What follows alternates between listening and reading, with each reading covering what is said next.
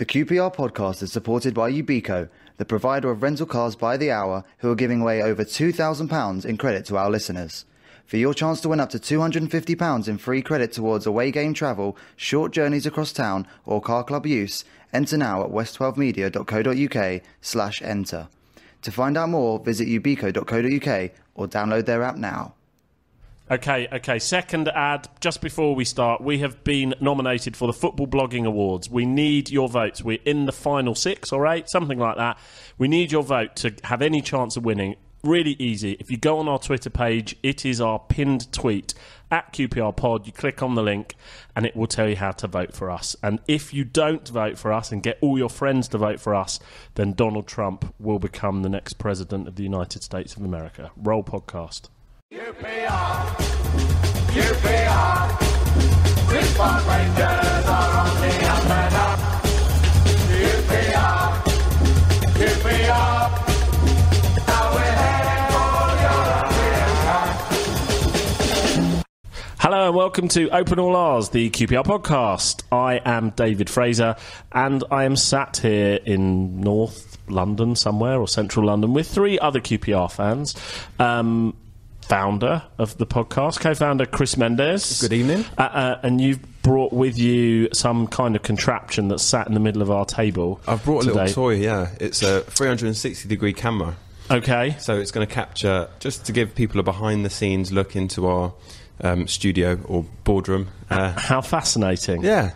So tomorrow, if you're listening to this at some point, once we work out what the hell's going on with this 360 camera, it will probably be up on our... We've got a Facebook page or maybe a YouTube channel, and you can watch the first 10 minutes of the podcast all over again in 360. Excellent. Also, to his right, from London Live, QPR season ticket holder, Luke Blackall. Hello. Welcome, Luke. I think I should wave to this camera. Yes, I feel like we should be doing more than just be a bunch of blokes sat here at a table. You can't hide from it. No, you can't hide. It looks pretty good.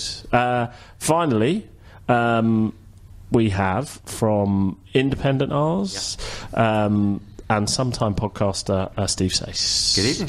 Welcome back. Okay, right. So there's actually a lot to talk about. We don't have all that long tonight because I'm not pointing fingers, gents, but there was a queue for the loo and we were late starting. First of all, now Luke, I think, has kind of like started some or continued a tradition that started last week. So we had Rahul on last week, and he was the first person ever to bring his own beers. And this is a good. This shows that you listened because you've done the same. I felt I couldn't follow him up by not bringing anything. It would be a big disappointment, wouldn't I? I'd be the one who didn't bring the drinks. It's going very well. Rahul brought in cider, actually. Luke's brought in beer. So whoever's on next week, get the Jaeger bombs in. Exactly. So we have Dead Pony Club. I thought that was particularly apt when I saw it, because love QPR though I do, we are very often a Dead Pony Club. So I thought that might tee us up. Very for this, good. evening. It's got something to it. A bit of hoppiness to it. Yeah. Okay, that's not... It's a brew dog. Yeah. We may as well give it the plug. We also... So thank you for that. Please, anybody that is coming on in subsequent weeks, you absolutely do not need to bring beers, cider, Jaeger bombs or anything. But thank you very much. But if you do, we're happy to review them. You know? I was also thinking about bringing some sort of Scotch egg sausage roll arrangement, but pastry and radio conversation don't mix. No. So I decided... Very true.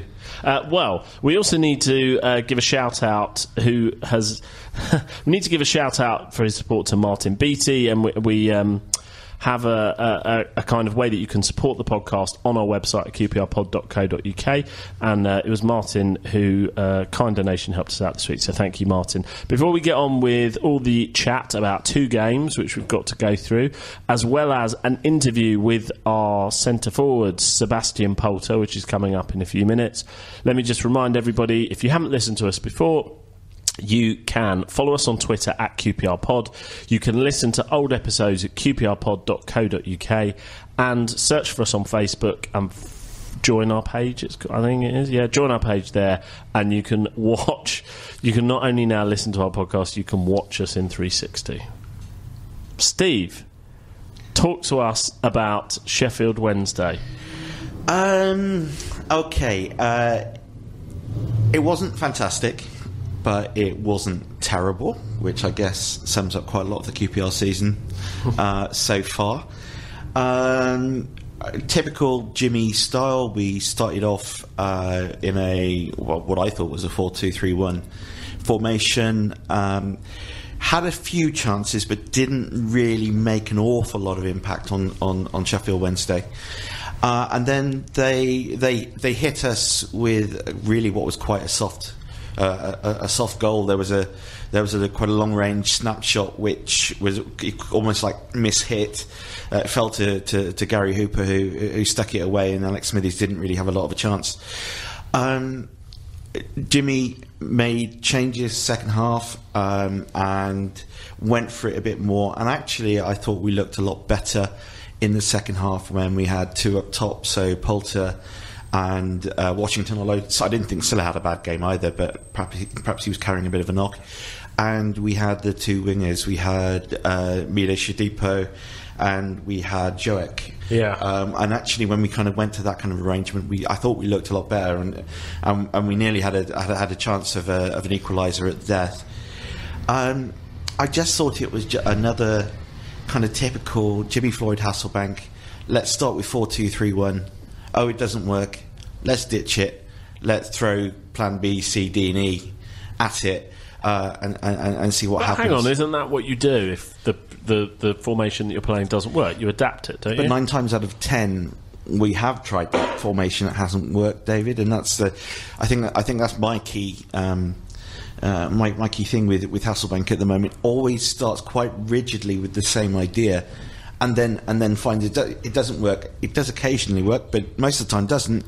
Has to ditch it and then actually go for something a bit more expansive. I mean, that was one thing I thought I was pleased about with Bristol City, was that we did actually make some big changes. So often there's that frustrating thing that managers do where they don't make any changes. They stick rigidly with their formation until they get fired. He was obviously keen to say, right, we're going to try something new, and it paid off, but evidently couldn't quite stretch it to Saturday. Well, let's be fair. As I say, we weren't terrible. We defended quite well. I thought both Anua and Kolka had a reasonably decent game, and I quite liked the pairing of Luongo and Borisiuk in the middle as well. And I think that helped, although we just weren't positive enough, and some commentators have been quite like some people reviewing the game have been quite positive about it. I just don't think we created enough chances really to get very much out of it. Sheffield Wednesday's goal seemed a bit fortunate. Were they lucky to get the win? To give away, wasn't it? Yeah, it was a soft goal. It was very much a soft goal. But then they had another one off the bar in the same half. And I thought looked a lot better than us on the break, and that's what I didn't see the Bristol City game, but I saw it against Reading as well. Reading were quick off the mark, really into us on the break, and I'm afraid I said it on Twitter after Reading that we're a very lumbering team, very deliberate, quite slow. You kind of want someone to pull their finger out, and one thing that surprised me was the fact that, like I say, I wasn't at Bristol City, but I heard that Joek had a really good game.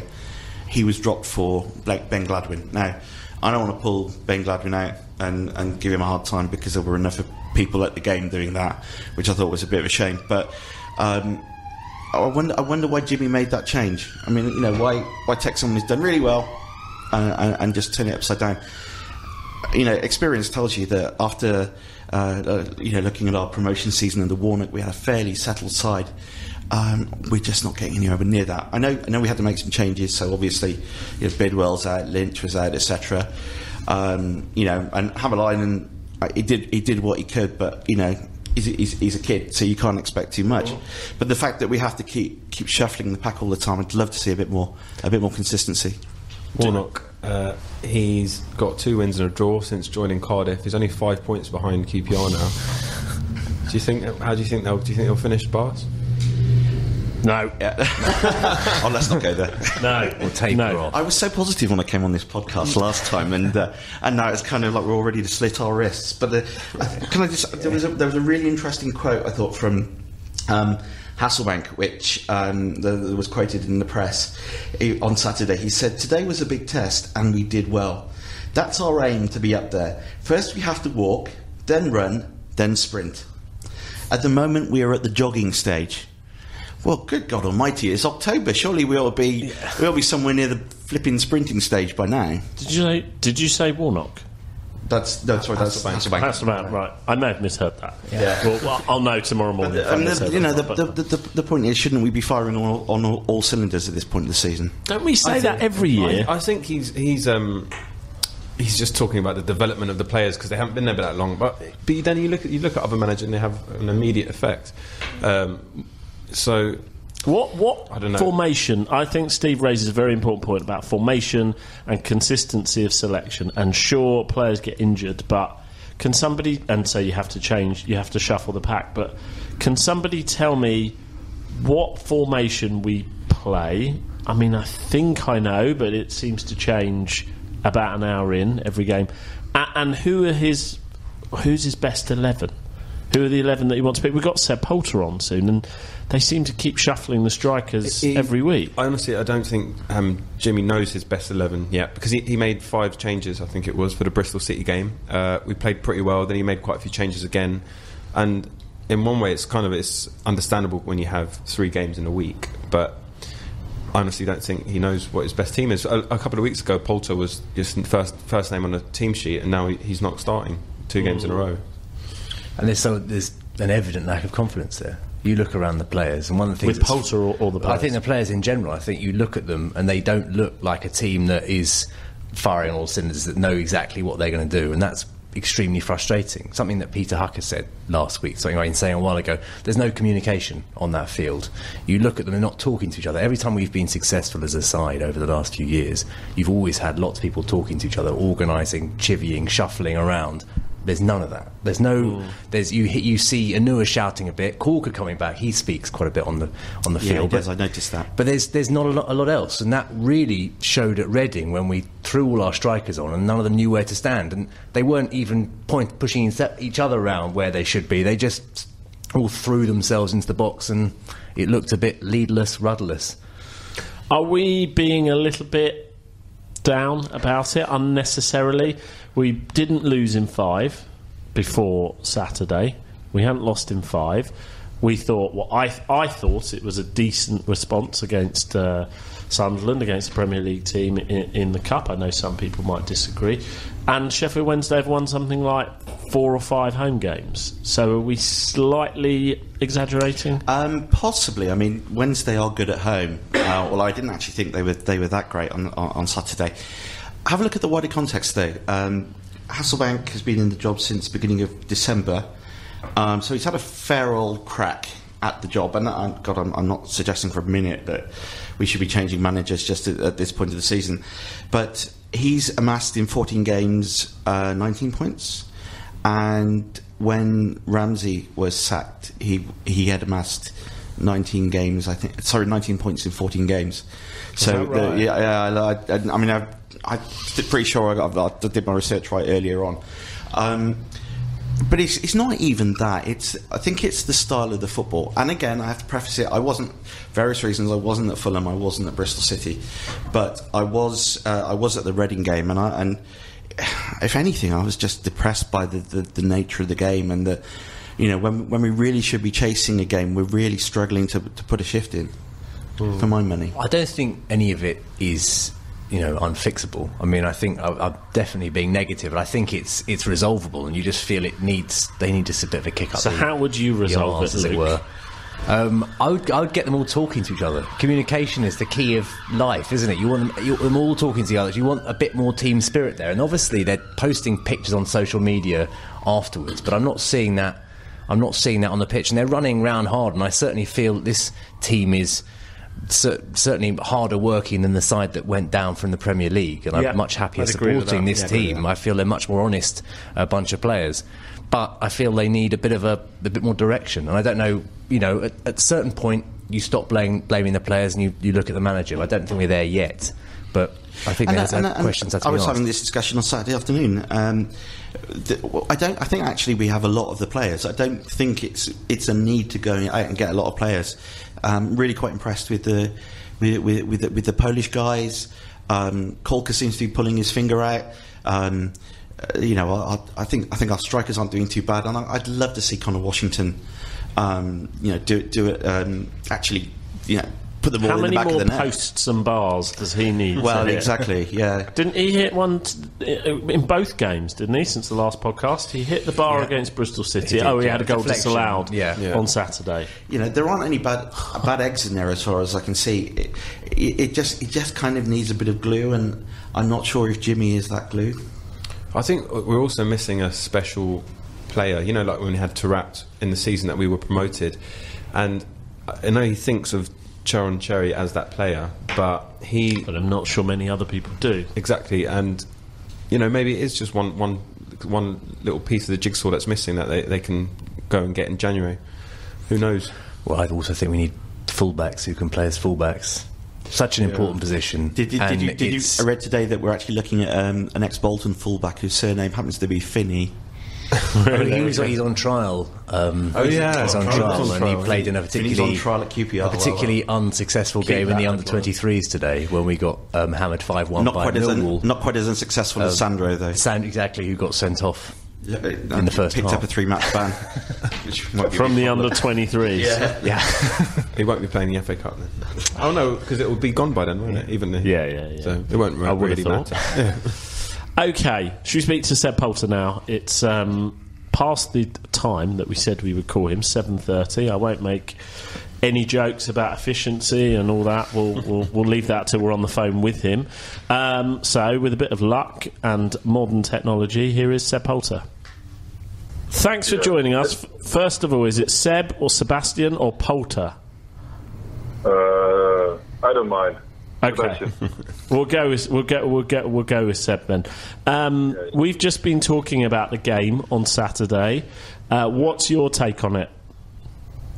What I think? Yes. Yeah, it's the next derby in the season. It's very important for us, not just because of the derby. It's the next championship game, what is always important, and at home as well. So we want to win, and especially because it is a derby again. We want to win for the supporters and for the club as well.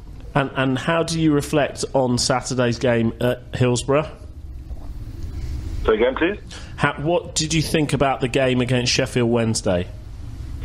Yeah, I think we played not bad. I think the performance for away game was alright. We had a lot of possession, what we normally don't have. But the final pass was not that good in the game. We not created a lot of chances to really can score, so we missed that a little bit. But the effort was there again, and that's important. And that's when we can keep that and build up from there. I think we can win the next couple of games, a few games. Okay, and there's been a lot of discussion around the formation that we play in, and obviously Jimmy's been here coming up to a year and has imparted on the squad the way that he wants to play. How is that a system that you feel suits you and your game? Yeah, first of all, there's no discussion in our team. So whatever the manager wants to play, we stick to it, and I think that's important. When the manager thinks he needs to play with one striker, because that fits us more than it is like this way. But I think we have a lot of players who could, especially the attackers, who could play as a second striker, or who could play with two strikers in front, especially from the beginning on. But that's a decision from the manager, and we stick to it. So for my game, I think that makes no difference if I have a second striker next to me or Sherry is behind me or whatever. I think that makes no difference. Sebastian, what do you think the biggest difference is for you, anyway, about playing in England as opposed to Germany? I think that in England it's goes more about the physical play, about to winning the battles first, and that's one of my strengths, to win battles when you go one against one. And I think in Germany they wrestle a lot away from you, so if I use my body there in Germany, I get a lot of fouls against me, and in England that has not really happened. And would you like to move back to Germany at some point in your career, or do you see yourself staying in England for a long time? First of all, I want to play in whatever country I go, and England was always my dream to play in England, not just the Championship, also, of course, the Premier League. But first of all, I have to put my performance on the pitch. That's important. To stay healthy, that's also important. I always say if I stay healthy, I can get there with a lot of effort, what I put on the pitch. But obviously I want to go in the Premier League. That's one of my dreams as well. I played in Germany in the first league, a lot of appearance, and but I never mind. You never know in football. It can go quick that you are back in Germany or whatever. I can stay for a long time in England. Football goes so quick, so I would just want to stay healthy, and now I'm with QPR and I want to give everything for QPR. Hi Seb. My question is about last season when I think some people would say you maybe had a tricky, difficult start, but you actually improved and maybe you became a fan's favourite towards the end of the season.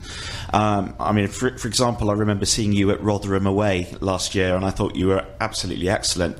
How did last season feel for you? Did you feel yourself improving? Did it feel good? Can you tell us about it? Yeah, first of all, I think you have always in your career up and downs. Yeah, you can never be just go up, or if it's go just down, it's not good. So it's always a point where you have to improve. And obviously, I had not played really often, and in the beginning, and you can just improve if you really have games, because games give you like confidence and give you the thing what you want to have on the pitch.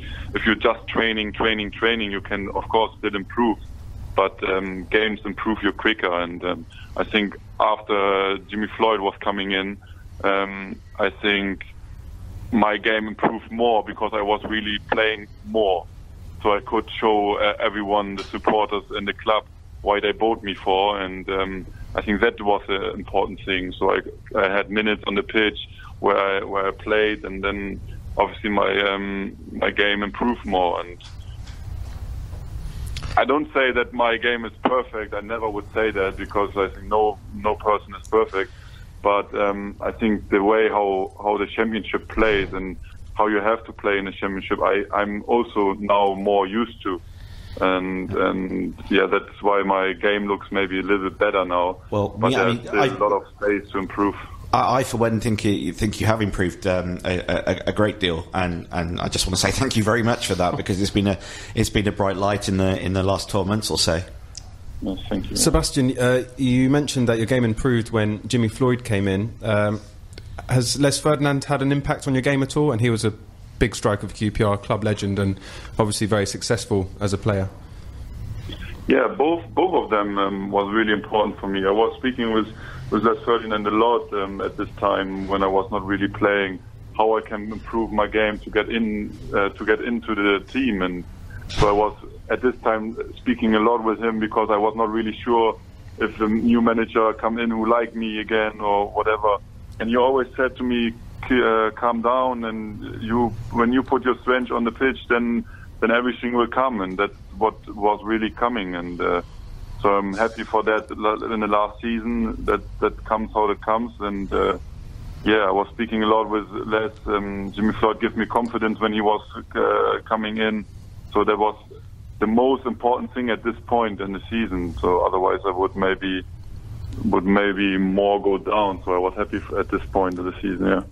It's not been the best season so far, Sebastian. It's not been a disaster. We're not perhaps as high as we maybe hoped we might have been. What's the mood like in the camp? What's the manager saying to the players in the build-up to the games? And what's the mood like among the team? Can you speak a little bit louder? Sorry. I was saying we haven't had the best start to the season. It's not been terrible, but it's not been the best. What's the manager saying to the players before the games? How is he building you guys up? What's the mood like among the team? You mean Jimmy Floyd now? Yeah. Yeah, I think the way how we speak to the players, it's like he always want to motivate you, and he always give you the right plan with us to play against the team. Then it's always up to us if we can put our performance on the pitch. It's not everything about the manager. The manager put the right or choose the 11 players who play in the game, but then it's about your performance. And if our performance is not right, then the manager can do nothing. That's always what I say. But I think he is a manager who gives you confidence. He wants to give you confidence, and that is what he's really good at. And and then it's up to the players which player give him that back, which player give him the performance on the pitch that he stick to you. And I always work for that in the training and in the games, that he believe in me, that he let me play, that I can help the team. Seb, I wanted to ask you a couple of questions about the club itself. Did you know anything about QPR before you came to Loftus Road? Yeah, I heard a few things, of course, about QPR, about England in general, but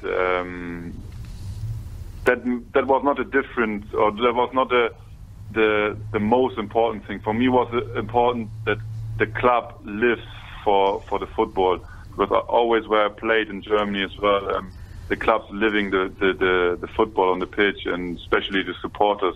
And I know before I went to QPR and made the change, that the club is when they play right and when they play, like, bring the performance on the pitch, that the supporters always in the back and in behind.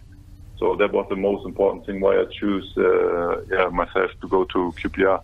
And you found you must be happy with the kind of relationship that you have with the fans, because you're certainly someone that I think, particularly in recent months, that the fans have taken you and all the efforts that you put in on the pitch to their hearts. Yeah, it's first of all, I think if you go to a new club, the supporters look always up to you and want you to bring performance on the pitch for the club. And in the beginning, I could not really do it for the club, so I was for myself not happy that I cannot show the supporters that I'm the right player what QPR bought. But I think after I played, I could show them who I am, and that I always put effort on the pitch. Sometimes you not bring the best performance on the pitch, but the effort has to be there. And if the effort is there, every single fan will agree you and will support you as well. And that's how I work. I try to train hard every single training. I try to work hard in every single game, because I always say I'm the first defender in our game, and that's important. And I think that the supporters see that, and that's why I have a good relationship in the moment with them, and I want to keep that up. Yeah, I think that's true, Seb, in that with QPR fans, you know, we love a player who puts their back into it and puts a lot of effort in, and we really, really appreciate that. I've got another question though. What do you think of your nickname? Do you like it? BFG. Yeah, BFG. Yeah, BFG is okay, but there's one word in the middle what might change to friendly. Yeah. Friendly, yes, exactly. Because I'm really friendly, I'm always direct, I'm always honest. I would never say something what I don't want to say or whatever. And there are a lot of kids in the stadium, so when they sing that, it might be not good. They ask the parents then what is that, and it's not nice. Seb, there was an incident during the Bristol City game that I thought was interesting. Silla scored the goal and he came to celebrate with the bench, you among them. How much of an impact has he made on the team, and how much does that say that you can all celebrate together even if you're not playing? You've made way for him on the team. How do you feel about that, and the sort of the mood it is among the camp? Yeah, I think that shows our togetherness on the pitch and off the pitch. I know how difficult it is when you move to a different country where you're from. You're not really speaking the language as well, and so it's hard to settle in. So I helped him to settle in the beginning a lot, him and Yeni as well. And so that's maybe a way from him to give something back. I don't know. I was not really knowing that he will come to me, to be fair, but I was happy that he scored. It's always good for our team when especially the attackers score. that give us our team confidence, especially Silla confidence at this time, because he is new in the club, he's new in the country, new league, so he has to get used to it. I know from last season that it's hard to settle into the league. Different league, Championship is a different league than any other league. So I was happy that he come to me, showed me a little bit of that he appreciated that what I did for him at the beginning when he moved to London, and that shows our togetherness. It's not just him and me. I think it's this season we had that a few times that we're always there for each other, and that what I say, not just on the pitch, and there's a lot going on off the pitch as well, where players, where we help each other, and that's very important. That's how you can win games, and Great, that's great stuff, Seb. One, and I think the fans are all behind you in that. One area the fans are definitely not behind you is some of the things you're wearing in some of the pictures that you post on Twitter. So for anybody that hasn't seen, there was let's say unique red and multicoloured tracksuit that you posted on Twitter the other day before I think the international break. Do you like clothes, Seb? Explain the approach to dress sense. Yeah, okay. First of all, I like fashion. I like to look sometimes nice, to wear nice stuff, and for me, it looks nice. Whatever someone want to say something else, I stick to what I want to wear. Sure, but the best thing to wear is a blue and white hoop shirt, right? We could discuss about the color, because I know where the color comes from, and we play on the weekend against a color like that. So I know that the color is not nice, but I had a really good time with the color red in Germany. My last club, Union Berlin, was red as well. So I love the color red. The color red comes from the heart. I'm a person who always speaks about the heart. I love my family. I love my friends. I love the club who I play for. That's why I play with that effort, what I put on the pitch. So that's all about that. So that's why I wear a red tracksuit, who looks also nice, what I think. And Did your teammates laugh at you when you put that up there? Yeah, definitely. Well, it was a little bit of discussion in the changing room after that picture. Yeah.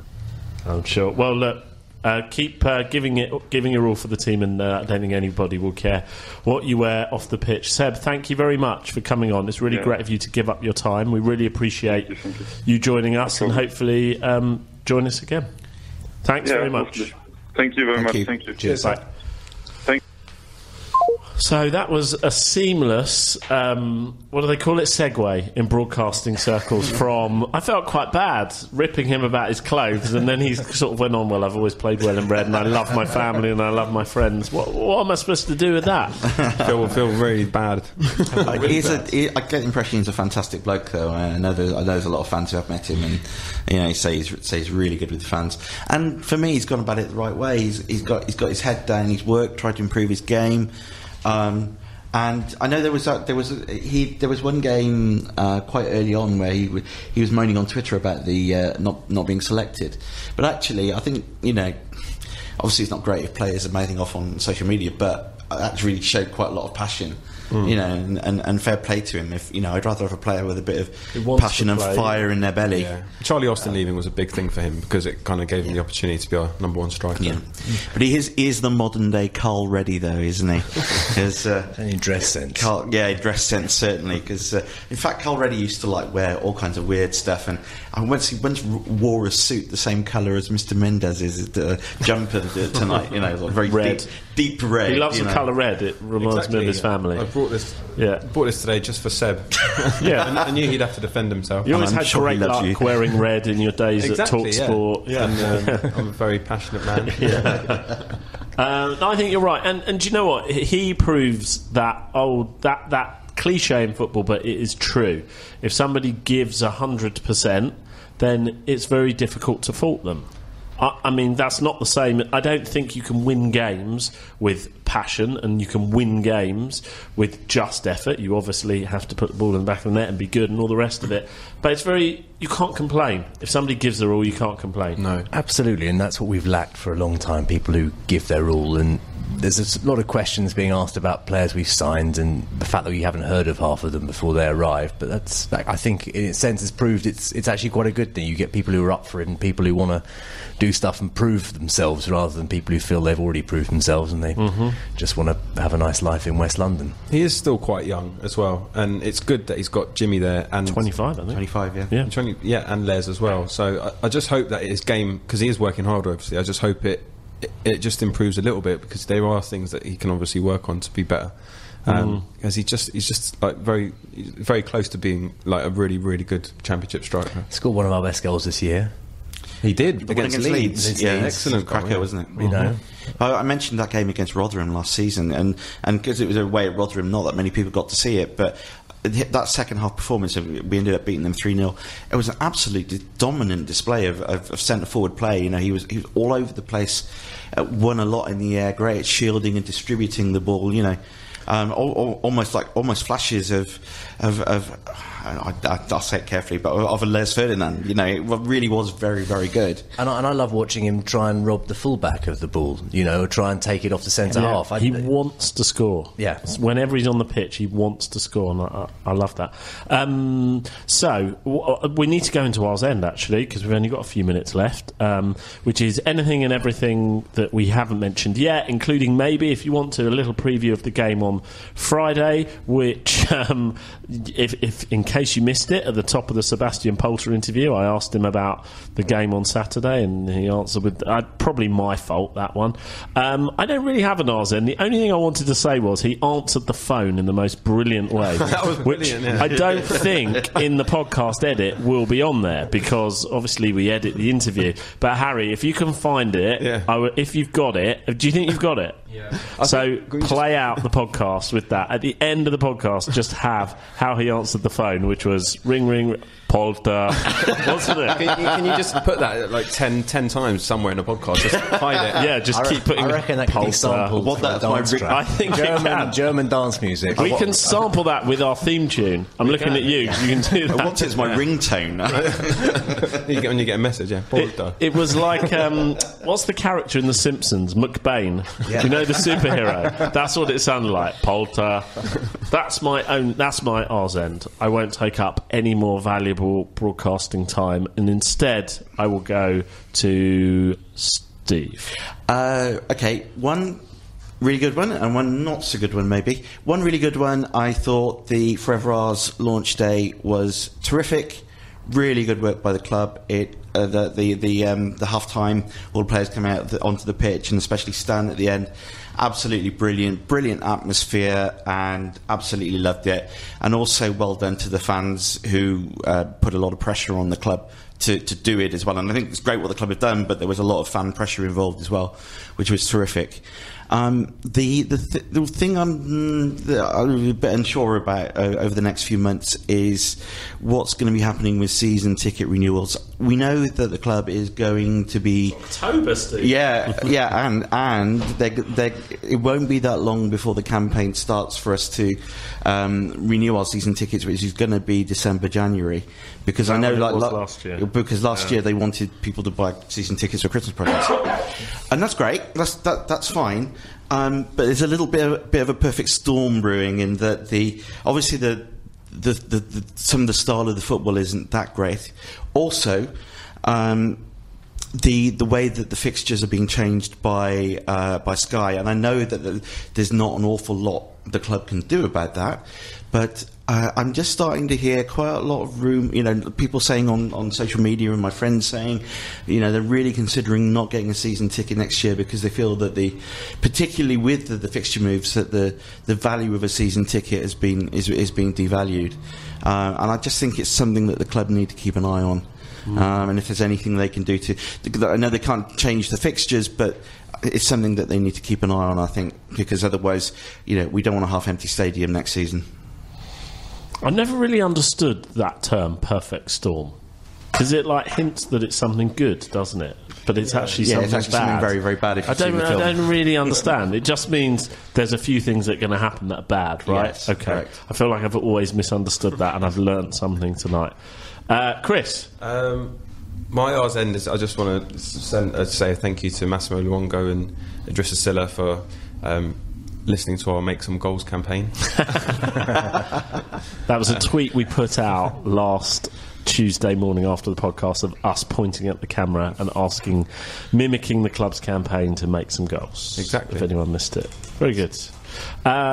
Luke, as the debutant. I think I've already said I'd like them just to talk to each other more. I want just chivvy each other, shout at each other. We're all shouting at you, shout at each other a bit more. I know you're all mates, but you need a bit of a push every now and then. That's my message to the players, but also to the fans as well. You know, The fans need to talk Yeah, more. we can't be like you said, talking about not renewing at this stage. You know, so I think I have a bit more positivity there. Predictions for Friday night against Brentford. Chris? Well, I think we've got the monkey off our back by beating Fulham. We're not usually very good at London derbies, but that's all gone now. So I think we'll win. Brentford have been kind of up and down as well this season. So I'm going for a 2-1 victory. Polter to score the winner. Polter. Polter. I was going to say exactly the same thing because we did look tighter, particularly the back two on Saturday, and I was going to say 2-1 and a brace for Polter. I was going to say 2-1 as well before we started that, so I mean it better be. I should probably say something different now. 3-2. A 5-goal thriller with 3 goals by Polter. We just want to say that now. You just Polter. I think we'll win. I think we'll win. I think what we're going to see now, between now and the end of the season, is a continuation of the... I don't really want to say this, but the continuation of the inconsistency. I just think we'll win one week, lose next week. Win one, and we'll be up and down like we have already. You know, we sack Hasselbank this week. He's brilliant next week, and I think that will continue. You look like you're about to say something. I was just going to say, I think that's fine as long as we show there's small steps towards getting better. Towards small incremental improvements. You have to look at where they finish at the end of the season, and it has to be better than last season. Very good. Good place to end. Thank you very much for listening to the QPR podcast. We'll be back next week. Polter.